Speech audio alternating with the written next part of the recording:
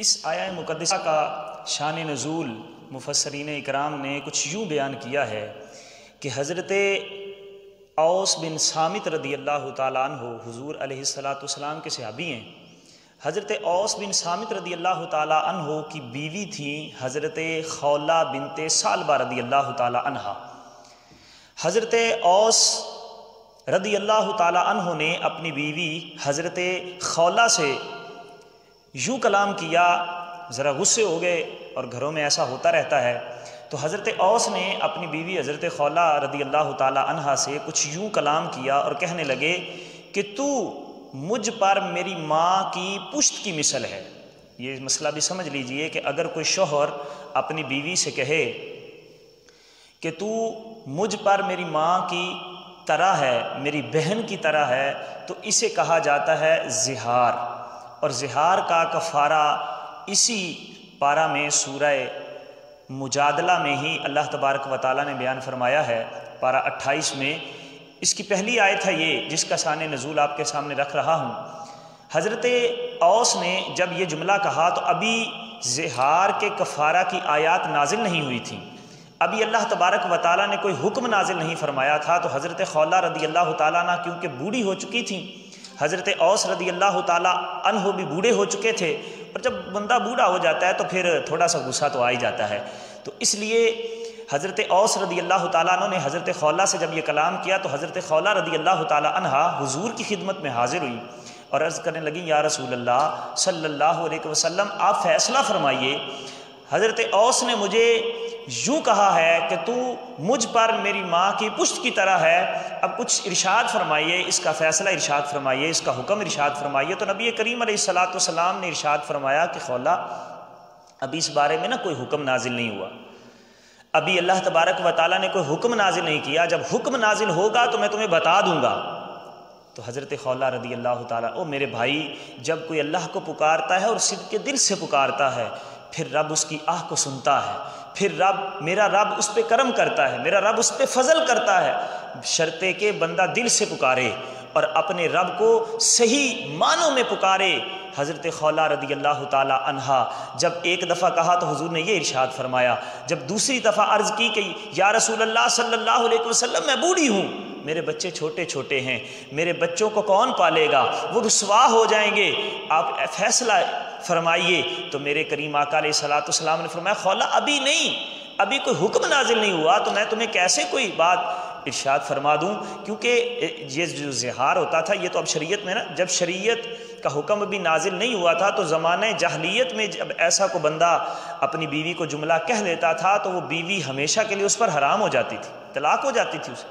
اب حضرت خولہ رضی اللہ تعالیٰ عنہ چاہتی تھی کہ طلاق نہ ہو، وہ عرض کرتی ہیں، یا رسول اللہ صلی اللہ علیہ وسلم حضرت اوس مجھ سے بڑے پیار کرتے ہیں، میں ان سے محبت کرتی ہوں، ہمارے بچے چھوٹے ہیں تو وہ رسوا ہو جائیں گے، حضور کوئی راہ نکالیے۔ لیکن میرے محبوب نے ارشاد فرمایا، خولہ ابھی کوئی حکم نازل نہیں ہوا تو میں کیسے تمہیں اس کا حکم بتا دوں۔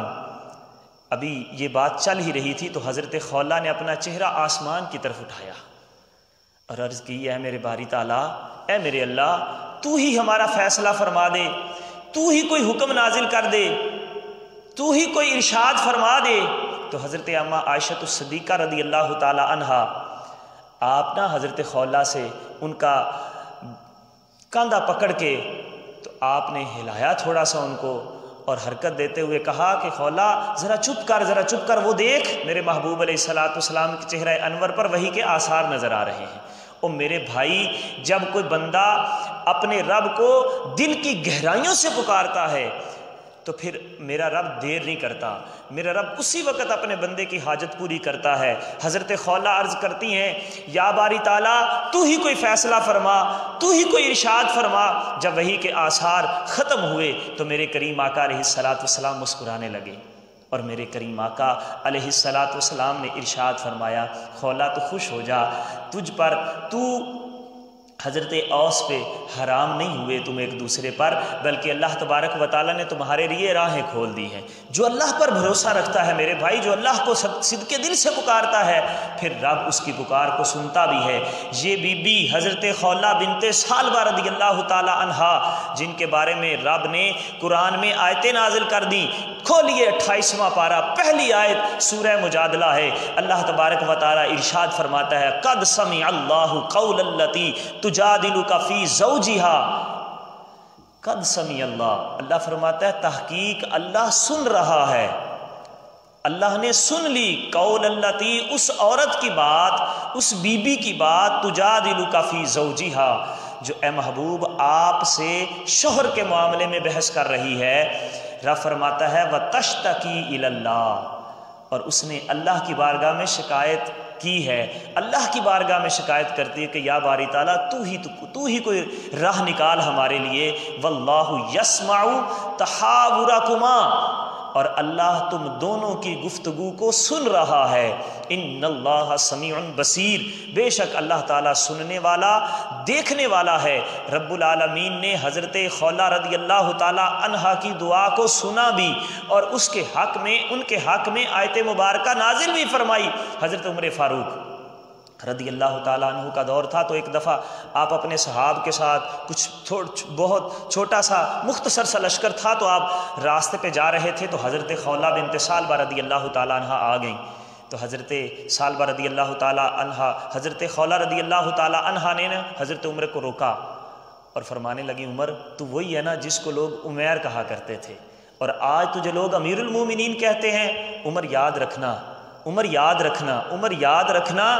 تو نے اپنے رب کے بارگاہ میں جا کے حساب ضرور دینا ہے۔ حضرت عمر رضی اللہ تعالیٰ عنہ کی آنکھوں میں آنسو ہیں، گردن جھکی ہوئی ہے، اور حضرت خولہ رضی اللہ تعالیٰ عنہ کی باتیں سن رہے ہیں۔ جب بات مکمل ہو گئی، حضرت خولہ رضی اللہ تعالیٰ عنہ چلی گئیں، تو صحابہ رضوان اللہ تعالیٰ علیہ مجمعین نے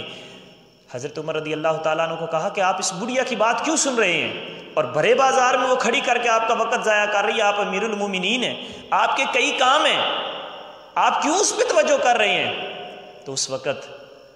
حضرت عمر رضی اللہ تعالیٰ عنہ فرمانے لگے دوستو یہ وہ بی بی ہے، یہ وہ بڑھیا ہے جس کی بات تو رب تعالیٰ ساتویں آسمان پہ بھی سنتا ہے، اور میں عمر ہو کے میں اس کی بات کیوں نہ سنوں جس بی بی کی بات میرا رب العالمین سنتا ہے۔ رب العالمین نے اس عورت کی بات سنی، اور میرے بھائی نتیجہ یہ نکلتا ہے کہ ہم اللہ کے حضور جب حاضر ہوں تو پھر سچے دل سے حاضر ہوں، جب اللہ کو پکاریں تو پھر سچے دل سے پکاریں، یہ نہیں کہ صرف زبانوں سے پکاریں، زبان کے ساتھ ہی صرف اللہ اللہ کریں، جب اپنے رب کو پکاریں تو پھر دل کی پکار بھی ساتھ ہو۔ جب دل سے پکاریں گے تو رب تعالیٰ سنتا تو ویسے بھی ہے، دل سے نہ بھی پکاریں گے تو رب سنے گا ہی، لیکن اگر ہماری سنوائی، ہم چاہتے ہیں کہ ہماری بات رب کی بارگاہ میں سنی بھی جائے، اور اس کے ساتھ ساتھ ہماری بات اللہ تبارک و تعالیٰ قبول بھی فرما لے، تو پھر سمجھ لیں کہ ہمیں دل کی گہرائیوں سے رب کی بارگاہ میں مانگنا پڑے گا۔ جب بھی ہاتھ اٹھائیں، جب بھی رب کی بارگاہ میں پکاریں تو پھر صدق کے دل سے پکاریں۔ اللہ رب العزت مجھے اور آپ کو عمل کی توفیق عطا فرمائے۔ وآخر دعوا ان الحمد